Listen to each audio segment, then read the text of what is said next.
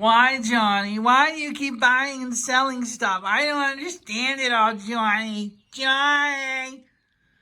It's not for you to understand. It's for me. It's what I like. That's the point.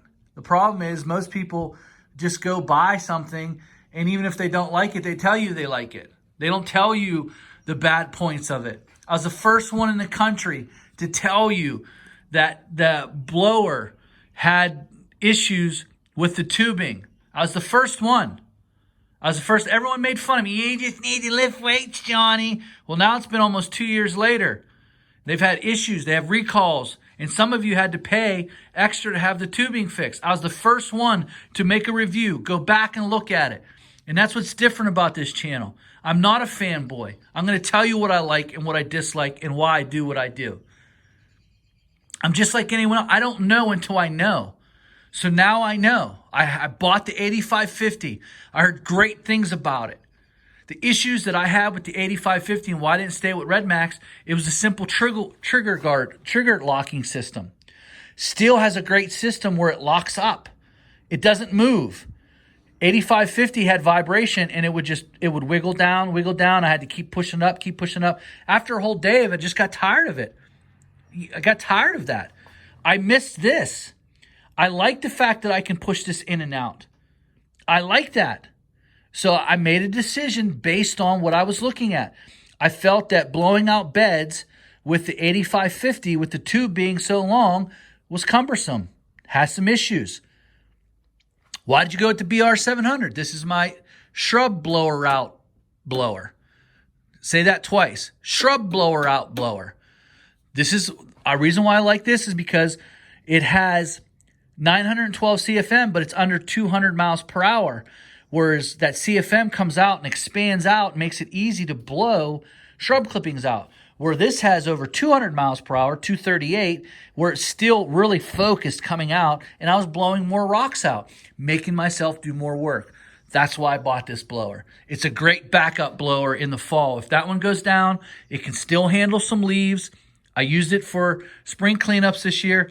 It's not as powerful as that blower, but it still was able to do what I needed it to do. Plain and simple.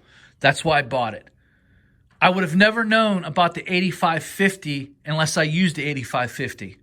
So I needed to know. That's the only thing I thought the 8550 had a little bit more power than that. It was slight, but it had just a tinge more.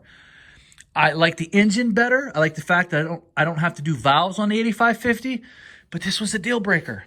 Having this locking system where I can just click it, slide it back and forth, where I can have my arm fully extended instead of being like this, bent, like the Echo had my arm bent and I was going like this, and this plastic tubing was so rigid, I felt like I was lifting weights. By the end of the day, my right arm was sore. Johnny, lift more weights, Johnny.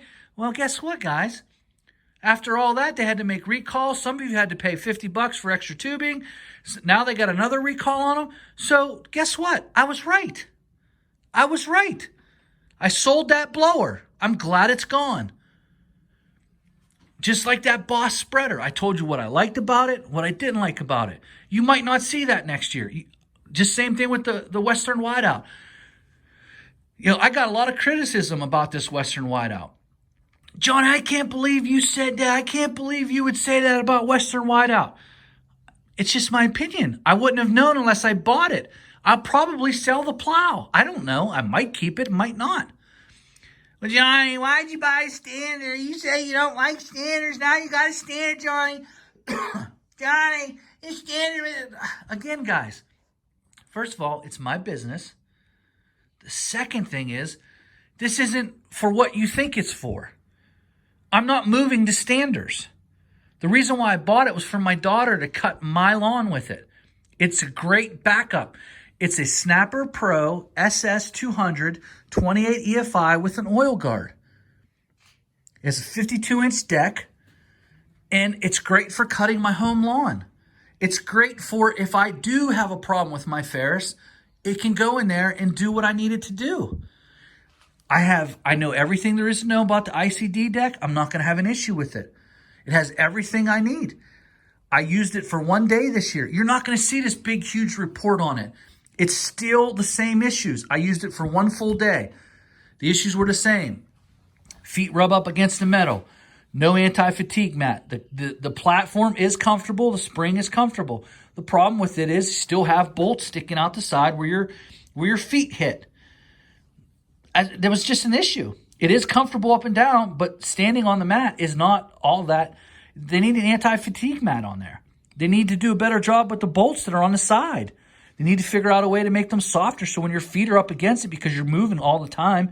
Same issues, going under trees, going around, getting your head knocked off, all this and that. Same issues. Same, my ankles still, my knees hurt at the end of the day when I was using it. I'm sure because I haven't used it in over a year. I'm sure that had a lot to do with it. My knees do not hurt when I'm on my zero turn.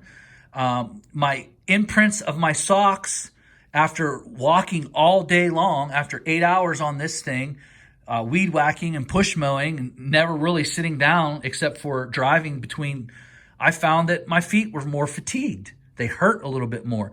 I felt like my sock indent was a little bit more pronounced than it would be on an ordinary day. Same thing. But the reason why I bought it was for a backup so my daughter can cut our lawn. I've been teaching her how to cut grass. Eventually, what I'd like to do, she's 14, she likes riding the mower, I've been teaching her the last 2 weeks, is I want her to come with me and help me cut lawns. So my youngest daughter likes to cut grass. So I bought it really for her. And I had been watching the discount online. As soon as the coronavirus started, I bought this mower for under $7,000. Under $7,000. This Stander, it's usually $8,800 to $8,500. I got it out the door for under $7,000 because of the coronavirus. They were sitting on it for a year. No one was interested in it. I thought to myself, my daughter's not going to school right now because of the coronavirus. I'm coming home and I'm working all day and then I got to come home and cut my own lawn. I'm like, wait a minute. She likes to cut grass. She loves to run. She liked that Stander I had last year. I put a video of her using it last year, and she was sad when I got rid of it. So I bought this 52-inch. She loves it. Hopefully someday I'll be able to put that in a trailer, and she'll be with me. Now, if my Ferris goes down, I will have a backup if I absolutely need it. This isn't going to be a mower you're going to see me riding around town like, oh, Johnny's got a Stander. No, I'm not a Stander guy. I'm not going to be a Stander guy. It is a good backup mower, has plenty of power, 28 EFI, oil guard system. The 52-inch deck matched with that 28 EFI is seriously overpowered. Now, I felt like the 61-inch deck with the 28 EFI, it's a little underpowered. So my zero turn that I have is the F210Z has 5,500 pumps, 61-inch mower. I found when I got through some high stuff that the pumps are drawing too much power from the 28 EFI. So this has definitely got a lot of power. Well, Johnny, you love Ferris so much. Why'd you sell your one? Again, I loved the 37 EFI and the 3,300 springs. Here's the issue, guys. It was just too darn heavy. All my lawns are rutted out from that thing. We had a really wet year last year, and it just rutted them out. It was too heavy. I got stuck last year more than any other year that I've ever been in business, and I weed whacked more last year because the mower just couldn't get into certain places. Now, having said that, that mower right there. So let's go down the list here. This mower right here is only 1,100 pounds. I have not got that thing stuck yet. It's not rutting the lawns. Now, we're having another extremely wet year. It rained all night last night. It is super soaking wet in there. You got puddles in the lawn. I haven't had that thing stuck once yet. Not once. I noticed last year when I had the Stander that I wasn't getting stuck in the same places that I was doing with the 3,300. I also noticed that this mower here at the end of the year was not rutting as bad. I was rutting up my lawns last year with the 3,300. It was just too heavy. I had to get rid of it. So I got rid of it. But guys, how would I know unless I tried? John, you sell, buy, sell. You don't know what you're doing. Listen, I don't know until I know. So now I'm finding that for my lawns and what I'm cutting, I'm finding that around 950 to 1,200 pounds is about the limit that my lawns can take before I start getting stuck all the time, before I start rutting them out. And I'm still having trouble this year with the lawn because I use that lawnmower all last year. I see that my lawns are still rutted. When I go a different way, I could see it. I could see that it's really bumpy. It's going to take me probably a whole year of mowing with that mower to get those ruts out of the lawn. It's just the way it is. It was a really wet year. That was a really heavy mower.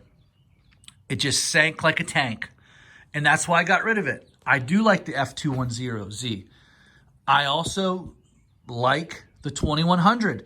Don't be surprised if you see the F210Z gone one day and you see a 2100. It's just what I liked. It's just what I like. Maybe I'll have that mower for 5 years. I haven't decided yet. But that's the thing. I'm willing to try different things. I'm willing to try different things to see if they work for my business and what works for me. The only way you're going to find out, so what? I buy it, I try it for a year. Hey, it didn't work out. No big deal. I'm not one of those guys like, oh, I'm a Toro only, I'm an X-Mark only, and that's the only thing I'm going to do. Sure, I like the cut of the X-Mark. But listen, when I priced out the X-Mark this year, the X-Mark was almost $13,000. That mower, when I bought it, was $7,200. That mower right there, that one right there, $7,200. 61-inch deck, 28 EFI. The X-Mark was 25 EFI with a 60-inch deck. So let me ask you something. You're telling me that X-Mark is worth $5,000 to $6,000 more than that? Guys, come on. Come on. It's a great mower, but in the end of the day, it's an X-Mark. The pumps and the motors are almost all the same. There's no difference. The only thing is comfort. Which one's more comfortable? So that's my time, guys. That's why I bought what I bought. I'm not perfect. I don't know unless I try it. What I'm trying to do is be the best and most efficient that I can be with the mowers that I have. There are certain engines I like. I like the Kohler 25 EFI. I like the Vanguard 28 EFI. I also am impressed. I like the Vanguard 37 EFI. That is, to date, my favorite engine. The problem with that engine is they generally only put it on the real big, heavy equipment. And what I've noticed with the real big, heavy equipment comes sinking. It comes pulling your mower out. It comes with just a lot of struggle in the wet season. So the 37 EFI is my favorite. I also like Kohler's new 38 EFI. I think that thing can be a monster. I'm not going to lie to you. If it's Horizon, I don't like the Horizon technology. I don't like it. I don't like the red technology at all. I don't like that red technology, and I don't like the Horizon technology. But if it's a 38 EFI, I would guarantee you I would love it. But again, you're right back to where we're talking about weight. Weight is an issue. Didn't realize how much of an issue it was until I got that thing stuck several times in a month. I was constantly getting my mower stuck. Constantly.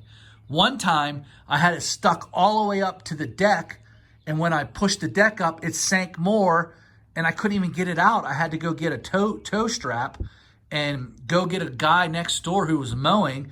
And fortunately, I had to use his tow strap with my tow strap to get it out. That took like a half hour of time, and I just didn't want to do it anymore, and it was just way too heavy, so that's why I got rid of it. I don't think it was a bad mower.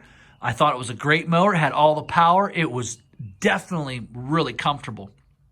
But when you're looking at doing damage to the lawns, you're looking at a wet season, getting it stuck, constantly having to fix people's property.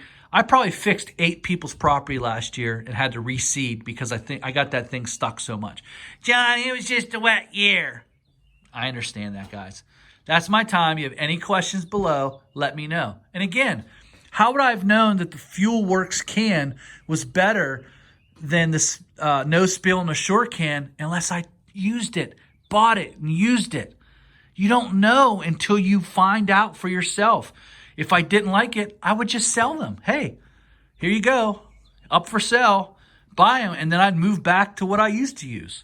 It's no big deal, guys. Don't be afraid to try new things. Try a different mower. Try something new. You never know. You might find out that it works really well.